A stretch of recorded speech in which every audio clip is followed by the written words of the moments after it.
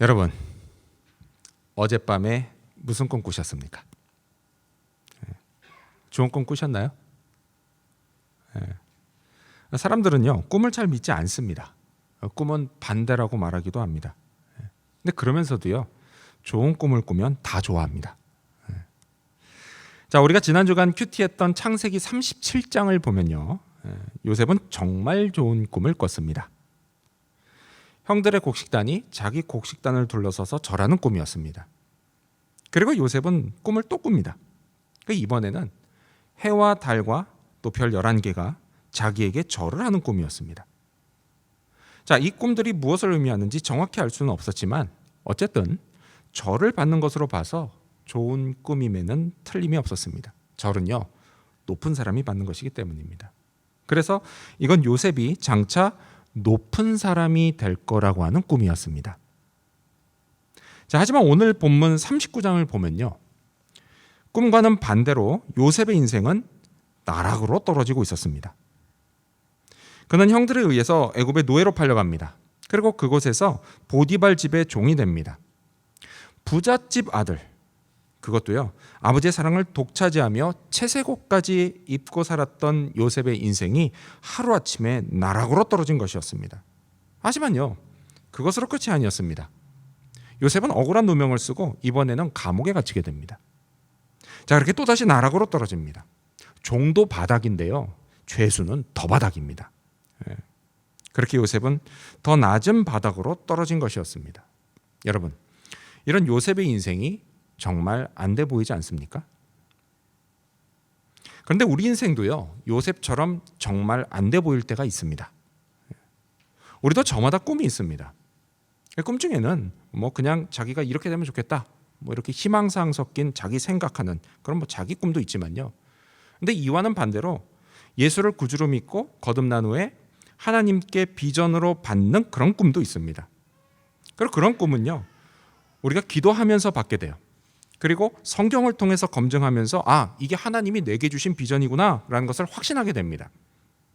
하나님이 주시는 꿈, 비전은 언제나 좋은 것입니다. 그건요, 우리 인생의 목적이 되고 오늘을 살아가는 이유가 되기 때문입니다. 그래서 이런 꿈이 있는 사람은 참 행복합니다.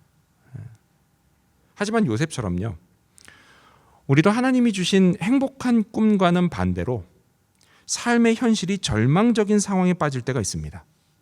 인생이 갑자기 나락으로 떨어질 때가 있습니다.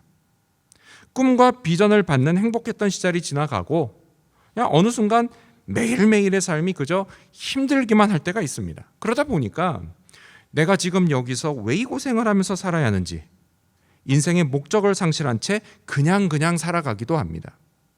그런데 이걸로 끝이 아니에요. 지금도 바닥인데요, 요셉처럼 더 바닥으로 떨어지기도 합니다. 여러분, 이런 우리네 인생이 정말 안 돼 보이지 않습니까? 그렇다면 여러분, 우리에게 이런 일이 왜 생기는 걸까요? 하나님이 주신 꿈과 비전이 있음에도 불구하고 우리는 왜 점점 더 힘들고 어려운 상황에 처하게 되는 걸까요? 이때 하나님은 어디에 계실까요? 오늘은 요셉의 이야기를 통해서 인생이 이렇게 한순간 절망의 나락으로 떨어질 때 이를 극복해야 하는 우리가 얻을 수 있는 교훈을 알아보고자 합니다. 먼저 첫 번째로, 우리는 고난에는 하나님의 계획이 있다는 사실을 잊지 말아야 합니다. 먼저 첫 번째로 우리는 고난에는 하나님의 계획이 있다는 사실을 잊지 말아야 합니다. 자, 우리 성경 읽어볼까요? 여러분 가져오신 성경 창세기 39장 1절 읽겠습니다. 큐티책이나 성경을 보시겠습니다. 네, 창세기 39장 1절입니다. 시작. 요셉이 이끌려 애굽에 내려가매 바로의 신하 친위 대장 애굽 사람 보디발이 그를 그리로 데려간 이스마엘 사람의 손에서 요셉을 사니라. 아멘. 자, 요셉이 애굽으로 내려갔다라고 31장이 시작됩니다. 여러분, 요셉이 애굽에 갈 때 어떻게 갔을까요? 그냥 편하게 걸어갔을까요? 아닙니다. 자, 요셉 같은 노예는요, 일단 손이 묶입니다. 도망가면 안 되니까. 손이 묶이고요, 신발이 벗겨진 채 맨발로 걸어갑니다. 근데 여러분, 한여름 되면요, 우리도 여기 골코 해변 모래사장 가면요, 한여름에는 잠깐도 서 있지 못합니다. 너무 바닥이 뜨거워서. 그러니 그 뜨거운 광야길을 맨발로 걸어가면서 요셉이 얼마나 힘들었을까요? 그 길에서 요셉이 무슨 생각했을까요? 그럼 10중 8구 이거예요. 아니 왜 나한테 이런 일이 생겼지? 이걸 겁니다. 그럴만도 한 게요, 불과 며칠 전까지만 해도 요셉은 부잣집 아들로 편하게 살았습니다. 이깟 한낮에 뜨거운 햇빛이요? 이런 거는 그냥 시원한 천막에 들어가서 피하면 그만이었습니다. 하지만 지금 어때요? 그 햇빛 고스란히 다 맞으면서 고생하고 있었던 겁니다. 이렇게 요셉의 인생은 고통스러워지기 시작했습니다. 애굽에 끌려간 요셉. 그 요셉은요, 보디발의 집에 종으로 팔려갑니다. 종살이가 시작됩니다. 나락으로 떨어진 겁니다. 여러분, 요셉이 종살이를 얼마나 했을까요? 얼마나 했을까요? 그 39장 1절에서부터 6절, 우리가 예배 시작 전에 그 설교 전에 읽은 이 말씀은 불과 6절밖에 안 됩니다. 그렇죠? 1절부터 6절. 근데 여러분, 사실 시간으로 따지면요, 이게 10년입니다. 10년이에요. 그렇게 고생을요 10년 동안 합니다. 10년을 고생해요. 여러분, 혹시요, 여러분 중에 10년 동안 종처럼 고생해 본 적이 있으신 분 있습니까? 종처럼 고생해 보신 분 10년 동안 있으시면요, 그분은 이게 얼마나 힘든 건지 잘 아실 겁니다. 우리 이민 사회에는요, 노예 비자라는 게 있습니다. 다 아시죠? 모르세요? 제가 이참에 알려드릴게요. 다른 거 아니에요. 못된 주인 만나면요, 비자 받고 영주권 받을 때까지 한 10년 가까이 노예처럼 부림당한다고 해서 노예 비자라고 합니다. 그렇게 고생하신 분들 이야기 들어보면요, 정말 눈물 없이는 들을 수가 없습니다. 고생을 너무 심하게 하십니다. 그러니까 여러분, 만일 여러분 중에요, 훗날 누군가에게 비자를 내줄 수 있는 위치에 올라가시는 분이 있으면 제발 그 사람을 노예처럼 부리지 마시기 바랍니다. 하나님이 다 보고 계세요. 그리고 다 판단하십니다. 자, 아무튼 이렇게 10년을 고생했으면 이제 좀 살만해져야 되는 거 아닙니까? 그런데요, 뭐 그렇게 10년 고생하고 좀 나아지면은 뭐 그래도 나름대로 그래 내가 고생한 보람이 있구나, 이런 생각이 들었을 겁니다. 그렇죠? 그런데 어떻게 됐어요? 요셉의 인생은 여기서 한 번 더 나락으로 떨어집니다. 주인 보디발의 아내가 자기랑 같이 자자고 자꾸 유혹하는 걸 계속 뿌리치다가 결국 어떻게 돼요? 보디발 아내의 원한을 사게 됩니다. 우리 말도 그런 말 있죠?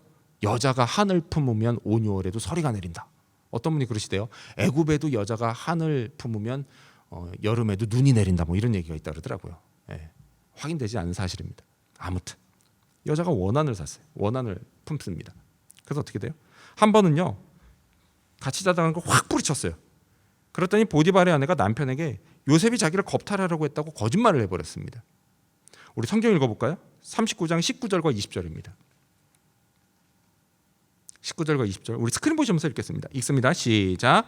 그의 주인이 자기 아내가 자기에게 이르기를 당신의 종이 내게 이같이 행하였다 하는 말을 듣고 심히 노한지라. 이에 요셉의 주인이 그를 잡아 옥에 가두니 그 옥은 왕의 죄수를 가두는 곳이었더라.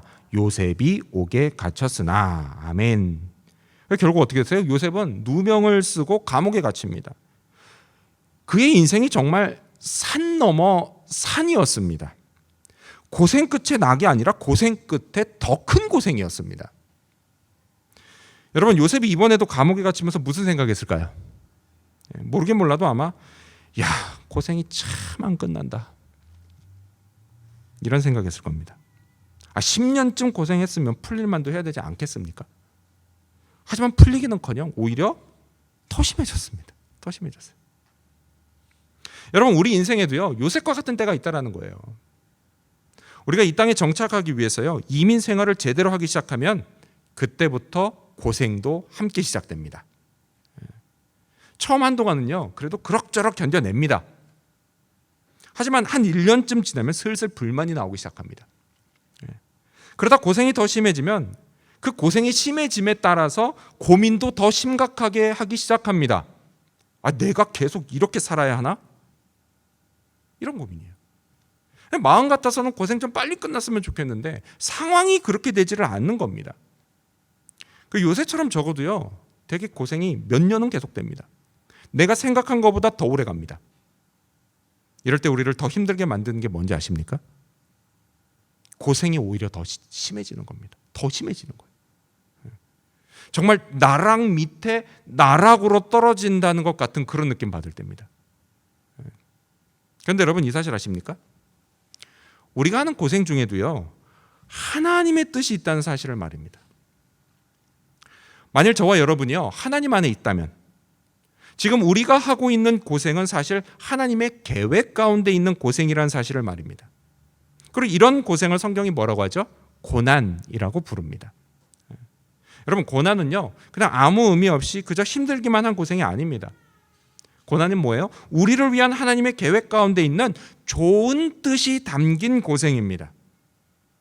오늘 39장을 보면요, 요셉이 나락으로 떨어질 때마다 나오는 말씀이 있습니다. 뭐죠? 여호와께서 요셉과 함께 하셨다입니다. 나락으로 떨어질 때마다 그 말씀이 나옵니다. 여러분, 이게 무슨 뜻이에요? 지금 요셉이 하는 고생은 다 하나님의 계획 속에 있는 고생이라는 이야기입니다. 하나님이 고난을 통해서 요셉을 하나님이 쓰실 만한 인물로 만들어가고 계셨다라는 것을 이야기합니다. 올해인가요? 작년인가요? 되게 유명한 한국 영화 있었죠? 기생충? 그 영화의 명대사 있잖아요. 넌 계획이 다 있구나. 넌 계획이 다 있구나. 근데 여러분, 이 대사처럼요, 우리 고난에서도 마찬가지라는 거예요. 우리가 고난 당할 때, 우리가 고난 가운데 있을 때, 고생하고 있을 때 하나님은 다 계획이 있으시다라는 겁니다. 그래서 우리는요, 나락으로 떨어지고 있구나라는 생각이 들면 그때마다 무슨 생각해야 돼요? 아, 하나님은 계획이 다 있으시구나 라는 생각을 계속해서 되뇌어야 한다라는 것입니다. 왜요? 그게 사실이기 때문에 그래요.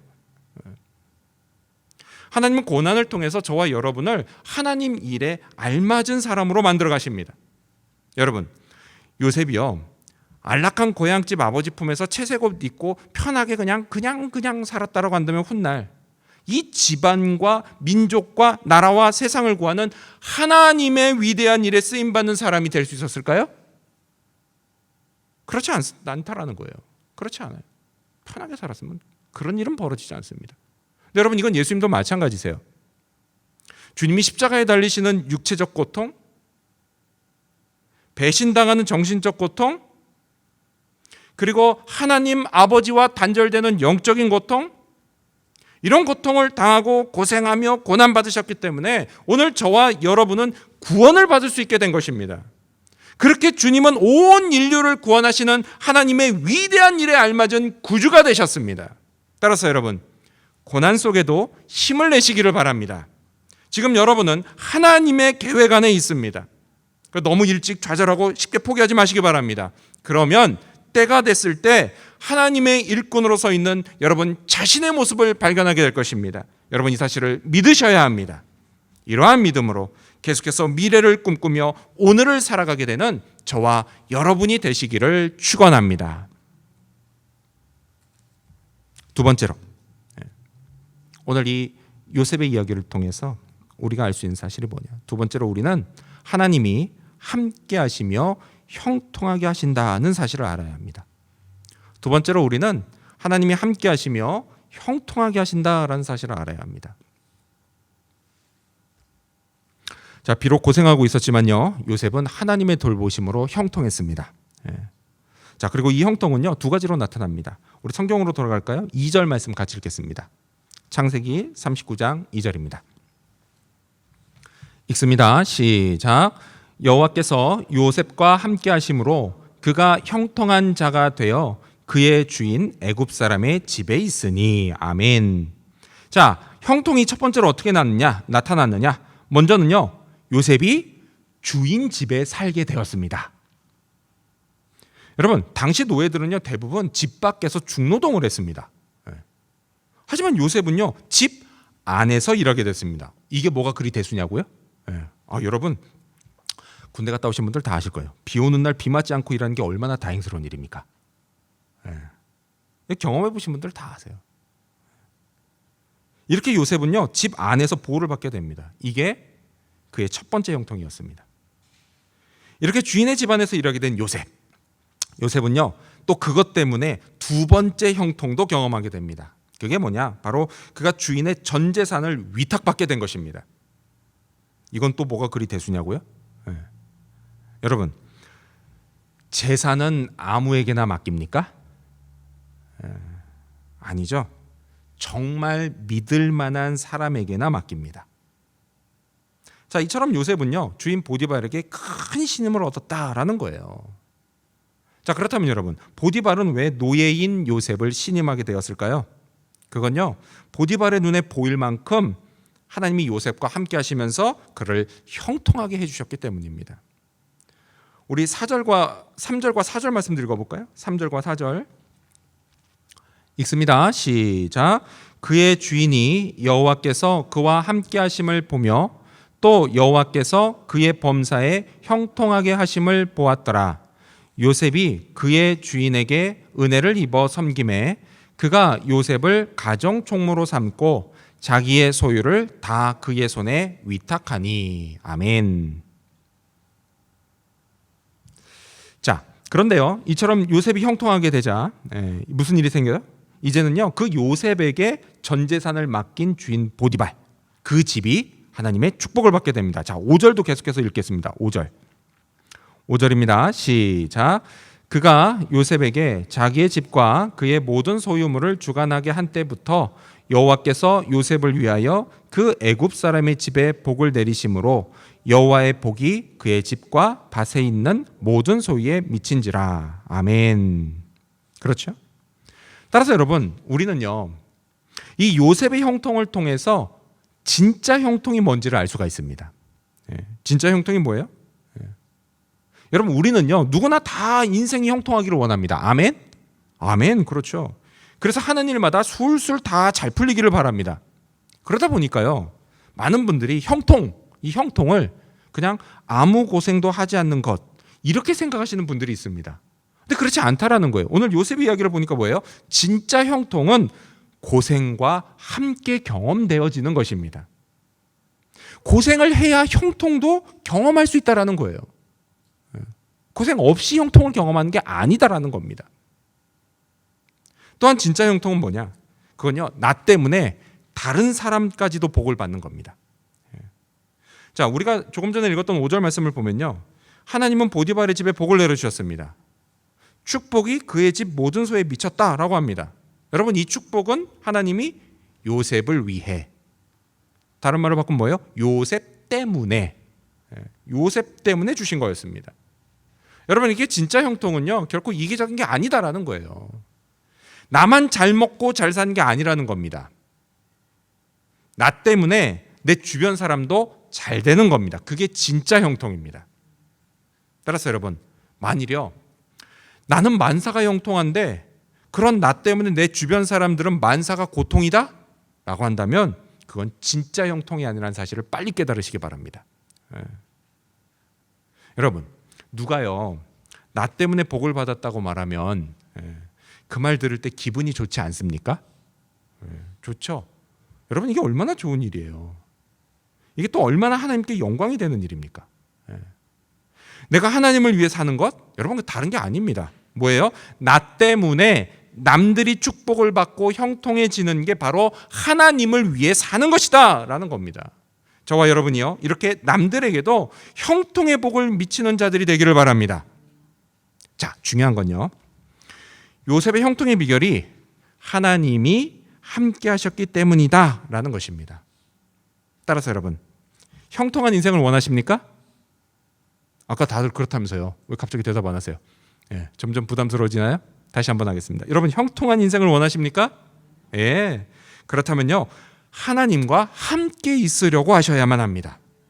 그런데 어떻게 그렇게 해요? 먼저 예배를 잘 들으시기 바랍니다. 예배에 성공해야 인생도 성공하는 겁니다. 아멘. 예배를 온전히 드리기 위해서 애쓰셔야 합니다. 주일 일과의 중심을 예배에 딱 맞춰두셔야 합니다. 또요, 찬양을 가까이 하십시오. 말씀을 묵상하고 기도하십시오. 그래야만 합니다. 그래야 하나님과 함께 있을 수 있습니다. 근데요, 여러분, 많은 사람들이 형통해지기는 원하면서도요, 정작 하나님과 함께 있지는 않으려고 합니다. 근데 그래서야 어떻게 형통할 수 있겠습니까? 기억하십시오. 하나님과 함께 있어야 합니다. 그게 축복이에요. 내가 하는 일이 잘 되는 것 같아도요, 하나님이 함께하지 않으시면 그건 축복이 아닙니다. 반대로 잘 안 되는 것 같아도요, 하나님이 함께하시면 거기에는 반드시 축복이 있습니다. 하나님과 함께 있을 때 형통은 나를 지켜주시고 나를 보호해 주시는 것으로 나타납니다. 다윗의 시편 23편 보면요, 4절에 다윗이 이런 고백을 해요. 내가 사망의 음침한 골짜기로 다닐지라도 해를 두려워하지 않을 것은 주께서 나와 함께 하심이라. 주의 지팡이와 막대기가 나를 안위하시나이다. 나를 보호하시고 돌보십니다. 라고 고백합니다. 네, 여러분, 요셉도 이 사실을 알았던 거예요. 요셉의 꿈과 현실, 그 사이의 괴리감, 날이 갈수록 커져갔습니다. 근데 그럼에도 불구하고 그가 끝내 좌절하지 않은 이유가 바로 이것입니다. 요셉은 고난이 또 시작될 때마다 이번에도 하나님이 지켜주시고 보호해 주실 거라고 확신했습니다. 그래서 종이 되고 죄수가 되어도 자기 신세를 한탄하지 않았던 것입니다. 여러분, 이처럼 여러분도요, 하나님이 나와 함께 하신다는 사실을 확신하시기 바랍니다. 여러분이 예수님을 구주로 영접한 후로 지금까지 하나님은 줄곧 여러분과 함께 하셨습니다. 여러분, 이건요, 신실하신 하나님의 결코 변하지 않는 약속입니다. 따라서 예수 그리스도 안에 있는 사람은 고난을 받고 고생을 할 때에도 하나님이 함께 하십니다. 어제도 그랬고 오늘도 그렇고 앞으로도 영원히 그럴 것입니다. 하나님은요, 우리를 막대기와 지팡이로 안위해 주십니다. 여러분, 이 사실을 믿으셔야 합니다. 이 믿음이 있는 사람은 형통할 것입니다. 축복을 경험할 것입니다. 이렇게 함께 하시는 하나님으로 인해 나도 형통해지고 남들도 복을 받을 수 있게 하는 저와 여러분이 되시기를 축원합니다.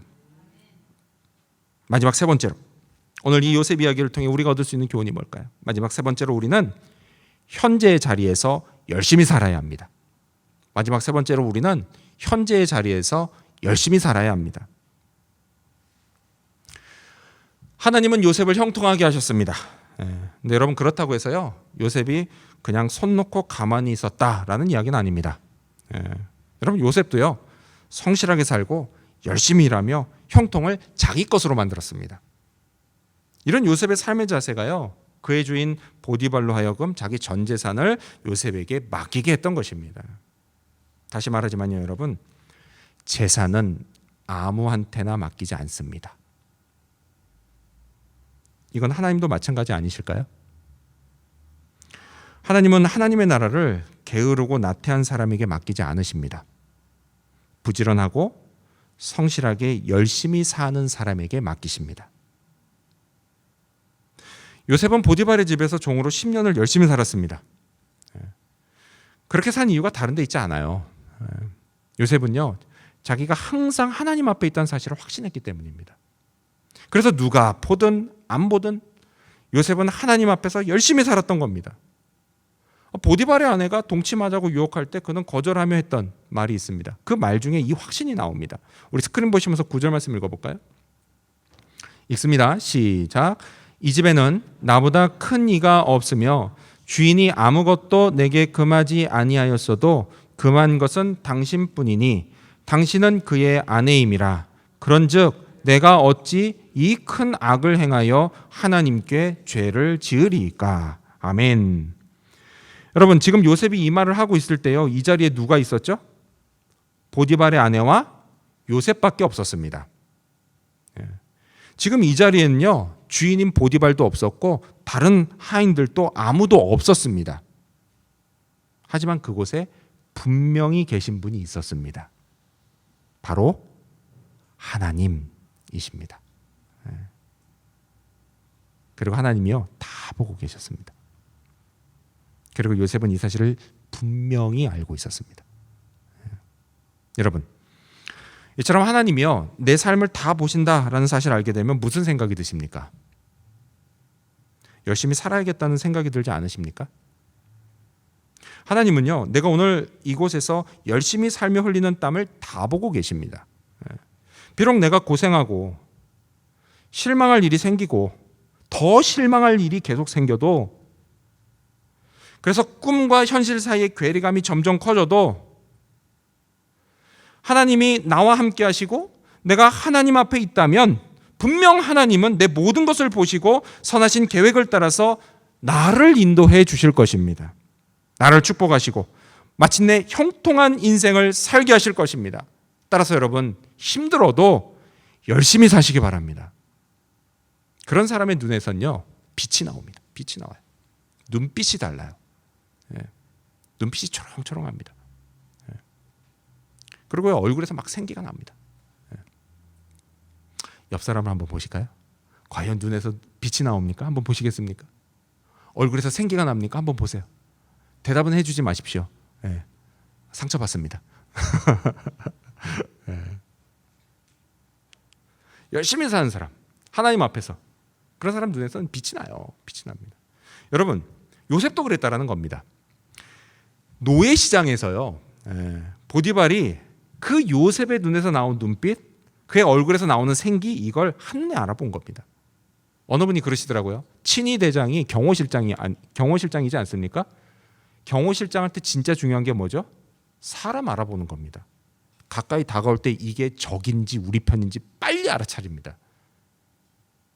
사람 보는 눈이 있어요. 근데 요셉이 아니죠. 그런 보디발의 눈에 요셉이 딱 들어온 겁니다. 그리고 어떻게 했어요? 자기 집으로 데려갑니다. 여러분, 세상에요, 노예가 되고 싶은 사람이 어디 있겠습니까? 없죠. 없어요. 가난해서 팔리든, 그런 바람에 노예가 됐든, 아니면 요셉처럼 억울하게 노예가 됐든, 형들 때문에, 아니면 전쟁통의 노예가 됐든, 어쨌든 노예라고 하는 건 비참한 사람들입니다. 그렇죠? 여러분, 이 이야기 당시에요, 애굽의 노예 시장에 끌려온 노예들은 네 부류로 나눌 수가 있었다라고 합니다. 먼저 첫 번째가 누구냐? 완전히 체념한 노예들입니다. 그들은요, 죽을 생각만 했다고 합니다. 다 포기하고. 두 번째가 어떤 노예냐? 도망칠 궁리만 하는 노예들이었다고 합니다. 하루 종일 고향에 돌아갈 생각만 하는 겁니다. 그러니 일이 손에 잡힐 리가 있겠습니까? 세 번째 노예가 어떤 노예냐? 주인이 시키는 일만 하는 노예입니다. 그리고 마지막 네 번째는 시키는 일뿐만 아니라 종인데도요, 자기 스스로 일을 찾아서 더 열심히 적극적으로 하는 노예였습니다. 요셉이 어디에 속한 노예였겠어요? 당연히 네 번째 부류의 노예였습니다.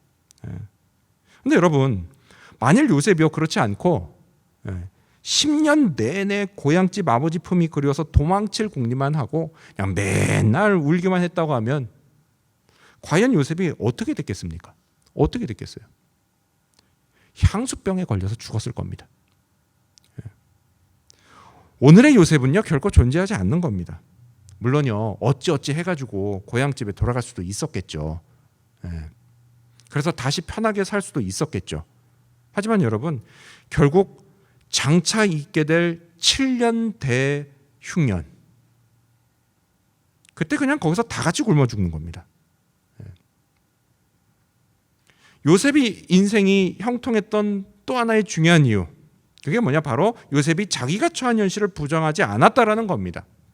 그는 종이 된 현실을 인정했습니다. 그리고 그 자리에서 정말 열심히 살았습니다. 그리고 그 위에 하나님의 은혜가 부어졌던 겁니다. 근데 여러분, 이거 우리도 마찬가지예요. 이민자의 삶은 힘듭니다. 그래서 고향 생각 많이 납니다. 그 요즘처럼요, 한국 방송 쉽게 볼 수 있는 시대에는 더더욱 고향 생각 납니다. 한국 생각 나요. 그러다 보니까요, 오늘 이곳에서 하루하루 고생하는 내 현실이 이게 악몽과도 같고요. 그래서 빨리 이 악몽에서 깨어나고 싶은 생각뿐입니다. 나를 오늘 이곳에 살게 하신 하나님의 인도하심 다 잊어버려요. 다 잊어버린 채 현실을 인정하지 못하고 해야 할 일에 집중하지를 못합니다. 하나님이 내게 맡겨주신 가정과 교회와 직장에서의 역할을 제대로 감당하지를 못합니다. 하지만 여러분, 만약 우리가 요셉처럼 오늘 내 현실을 인정하고 내게 맡겨진 일을 집중해서 열심히 한다면 우리는 내 인생을 이끌어 가시는 하나님의 섭리를 발견하게 됩니다. 또한 그런 나를 도우시는 하나님의 은혜의 손길도 보게 됩니다. 그리고 하나님은 때가 되었을 때에 그런 나를 다음 단계로 인도해 가십니다. 따라서 여러분, 일단 오늘을 열심히 사시기를 바랍니다. 그러면 그 다음은 하나님이 책임져 주실 것입니다. 물론요, 그 다음 단계가 더 나쁜 상황일 수도 있습니다. 요셉처럼 말이죠. 10년의 종살이를 열심히 했더니 그 다음에는 나아진 게 아니라 오히려 감옥행이었습니다. 하지만 여러분, 그때 무슨 일이 벌어졌는지를 기억하시기 바랍니다. 성경은 뭐라고 하죠? 21절을 보면 그때 여호와께서 요셉과 함께 하시고 그에게 인자를 더하사 간수장에게 은혜를 받게 하시매라고 합니다. 하나님은 변함없이 요셉과 함께 하시면서 인자를 더하시고 그곳에 있는 간수장을 통해서 또다시 은혜를 받게 하셨습니다. 그리고 이제 그곳에서 장차 애굽의 총리, 위대한 총리가 될 마지막 레슨을 받게 하셨습니다. 그렇습니다, 여러분. 하나님 앞에 열심히 사는데도 여러분의 상황이 더 나빠졌습니까? 그렇다면 너무 실망하지 마시기 바랍니다. 여러분은 1단계 레슨을 통과했습니다. 그리고 이제 한 단계 더 높은 수준의 레슨이 시작된 것입니다. 그렇게 여러분은 하나님이 사용하실 사람으로 점점 더 완성되어져 가고 있습니다. 또한 하나님이 계획하신 그 영광의 때 역시 그만큼 가까워지고 있습니다. 따라서 여러분, 조금만 더 인내하고 견디시기를 바랍니다. 함께 하시는 하나님이 도와주실 것입니다. 여러분이 하나님께 받은 꿈은 무엇입니까? 모든 어려움이 다 해결된 그런 밝은 미래가 아닙니까? 하지만 여전히 오늘 우리의 현실은 힘든 상황의 연속입니다. 이렇게 꿈 같은 미래와 고통스러운 현실, 이 둘 사이의 괴리감을 해결하는 열쇠, 그것이 바로 믿음입니다. 믿음이에요. 따라서 여러분, 하나님을 믿으셔야 합니다. 오늘의 고난은 우리에게 유익한 것을 주시는 하나님의 계획 안에 있음을 믿으셔야 합니다. 우리가 함께 하시는 하나님이, 우리와 함께 하시는 하나님이 우리를 형통하게 하심을 믿으셔야 합니다. 최선을 다해 열심히 사는 자를 축복하시고 하나님의 나라를 맡기신다는 사실을 믿으셔야 합니다. 이런 우리의 앞날을 주님이 인도해 주시고 성령이 도와주신다는 사실도 믿으셔야 합니다. 이러한 믿음으로 험한 세상을 힘차게 살아나아갈 수 있게 되는 저와 여러분, 그리고 우리 지구촌교회 모든 성도님들이 되시기를 주님의 이름으로 축원합니다. 기도하겠습니다.